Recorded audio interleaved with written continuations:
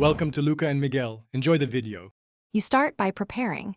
Enable snapshots in the launcher so you can pick an experimental build. Once done, create a dedicated installation using that snapshot version and give it a date-stamped name because you want clarity later. Make sure to back up your existing world folder now, copy the saves or zip them, so if conversion changes things, you can always revert.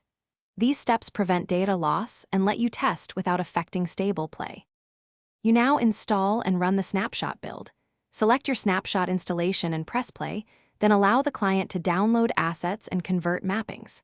Once the game starts, load a copied test world so you can explore new features without risking your main save. Pay attention to the snapshot's patch notes. This explains breaking changes and why terrain or mobs behave differently. If something looks off, reproduce it deliberately so you can report clearly. Finish by testing critical systems, redstone, farms, and mob behavior, and document what you find with screenshots and clear steps because precise reports help devs. If the snapshot breaks your world, switch back to your stable installation and restore the backup you made earlier.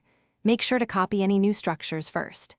If problems persist, file a bug including the snapshot ID, client logs, and reproduction steps. This completes testing and protects your main worlds while helping improve future releases. Thanks for watching and please subscribe. It's the best investment you'll ever make.